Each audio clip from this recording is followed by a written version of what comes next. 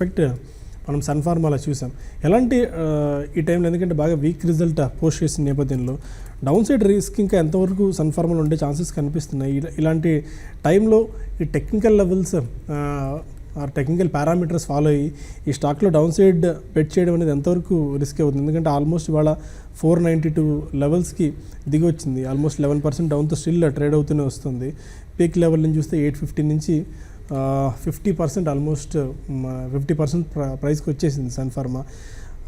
ఎలాంటి గైడెన్స్ మీరు సన్ఫార్మాలో ఫ్రెష్గా ఇన్వెస్ట్ చేద్దాం అనుకుంటున్న వాళ్ళకి ఇస్తారు? ఎందుకంటే ఇంతకు మించిన ఇది ఉండకపోవచ్చు కదా అన్న ఫీల్ అయ్యే వాళ్ళకి.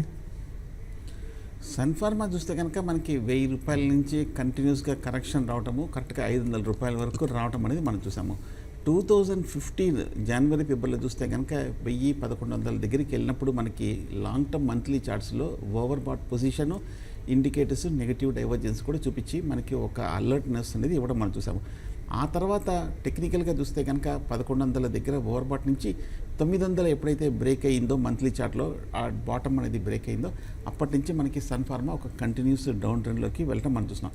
సో ఓవరాల్గా చూస్తే కనుక టెక్నికల్గా కాకపోయినా ఫండమెంటల్గా కూడా చూస్తే కనుక ఒకసారి మనకి బాగా వీక్ కనిపిస్తుంది.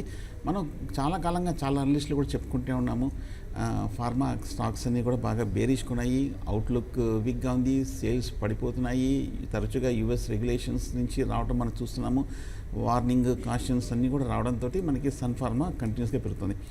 కాకపోతే ఈ లెవెల్లో 500 దగ్గర కొనచ్చా వద్దా అనటానికి చూస్తే కనుక ఈ లెవెల్లో వాల్యుయేషన్స్ కొంచెం అట్రాక్టివ్గా వచ్చాయి, కొంచెం చీపర్ వాల్యుయేషన్స్కి రావడం మనం చూసాం. బట్ కానీ కొంచెం కాన్ఫిడెన్స్ కూడా చాలా మోస్ట్ ఇంపార్టెంట్ కాబట్టి జనరల్గా పడుతున్నప్పుడు బాగా జనరల్గా స్టాక్ మార్కెట్లో మిగతా మార్కెట్స్కి స్టాక్ మార్కెట్ తేడా ఏంటంటే మిగతా మార్కెట్స్లో ప్రైజెస్ చీప్గా ఉన్నప్పుడు అందరూ కొంటారు, అలాగే స్టాక్ మార్కెట్లో ప్రైజెస్ చీప్గా ఉన్నప్పుడు ఎవరు కొనరు. అలాగే మిగతా మార్కెట్స్లో ప్రైజెస్ బాగా ఎక్స్పెన్సివ్గా ఉన్నప్పుడు కొనరు, కానీ స్టాక్ మార్కెట్లో బాగా పెరుగుతున్నప్పుడు కొంటుంటారు. సో కాబట్టి సన్ఫార్మా 500 రూపాయల దగ్గర సపోర్ట్ కనిపిస్తుంది. ఈ లెవెల్ దగ్గర కొంచెం నిలబడుతుందా లేదా అనేది కొంచెం నిలబడిన తర్వాత తీసుకోవచ్చు.